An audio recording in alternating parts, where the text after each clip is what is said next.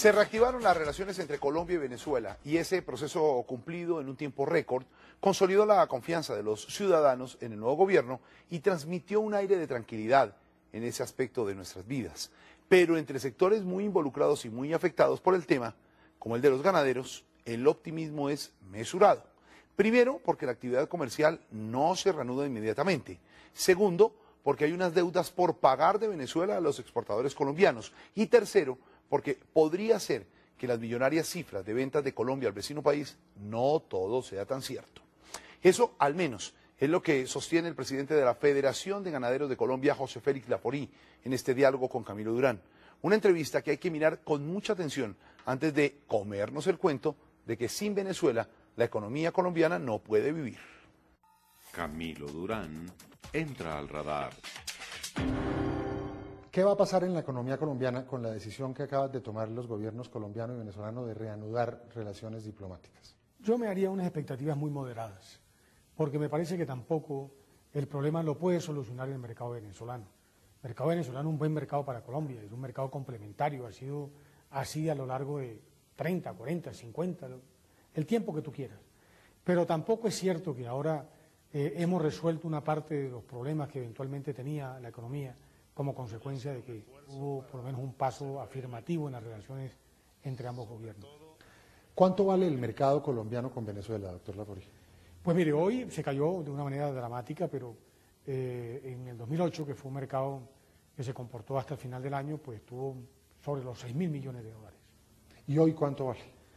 Pues hoy en día sí está muy golpeado, yo creo que hoy en día puede estar un poco por encima de los 2.000 millones, o sea, proyectado, sin que haya los cambios que se están dando en este momento. ¿Cuáles son los sectores más importantes de la economía colombiana en relación al mercado venezolano? Claramente el nuestro, pues, es decir, yo creo que el mercado bovino, en términos de carne, leche y otros subproductos, cuero, tecnología, fue muy dinámico en el 2008, es decir, un sector que no era un sector claramente exportador. Estuvimos por encima de los 1.100 millones de dólares de exportación por los rubros que le acabo de describir. ¿Qué tanto los sectores que se afectaron con el enfriamiento de las relaciones con Venezuela buscaron otros mercados y reemplazaron el mercado venezolano? Sí, lo que son, digamos, los sectores commodity o sectores industriales lo hicieron. Entiendo que casi que el 80% del total de la oferta que era exportable para Venezuela encontró otros mercados. Hay otros renglones que son más difíciles, por ejemplo el nuestro. ¿Por qué? Porque tiene el componente sanitario, o mejor, el componente de inocuidad.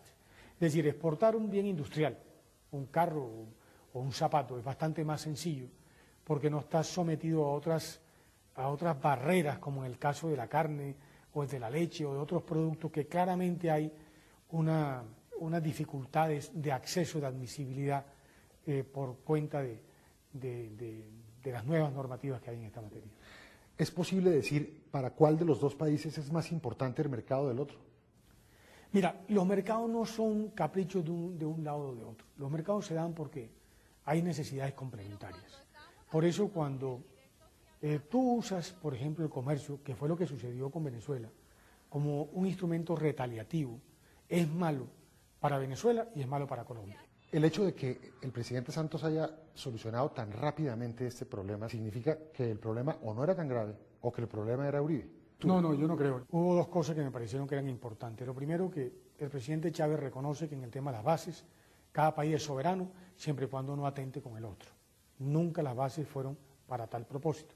Y lo segundo, que a mí me sorprendió la manera como el presidente Chávez se refiere a que en su territorio no puede haber ningún grupo insurgente, llámese como se quiera llamar, que claramente afecte por razones de criminalidad ni a la sociedad venezolana ni a la colombiana. Y es evidente que el desencuentro final con el gobierno del presidente Uribe es por cuenta de que el gobierno del presidente, a propósito de información, digámoslo, técnicamente confiable, identificó que había presencia de la FARC en territorio venezolano.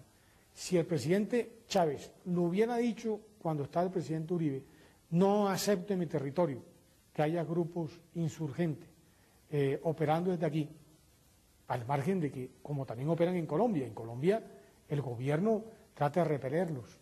Si allí la actitud es la misma, yo creo que no hubiera habido los desencuentros que hubo con el gobierno del presidente Uribe.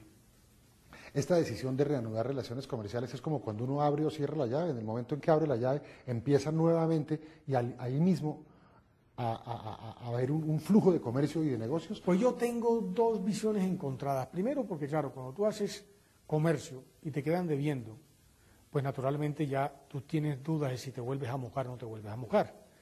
Pero también, claro, en el fondo hay una necesidad. Venezuela está desabastecida en una serie de productos agroalimentarios. Carne, por ejemplo, no hay.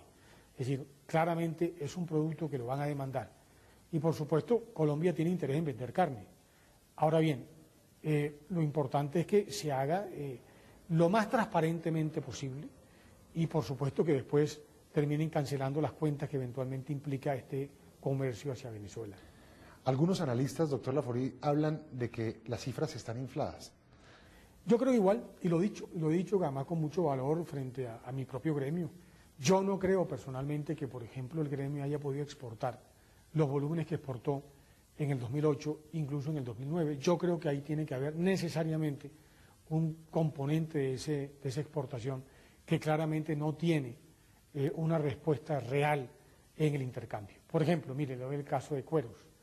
Yo dudo que en el 2008 los cueros pudieran haber tenido una exportación de más de 260 millones de dólares, cuando prácticamente el precio del cuero cayó a precios históricos y cuando el volumen de cuero prácticamente hubiera significado sacrificar la mitad del hato colombiano. Ahí tiene que haber necesariamente un comercio que no se compadeció con su propia dinámica. Y también con carnes.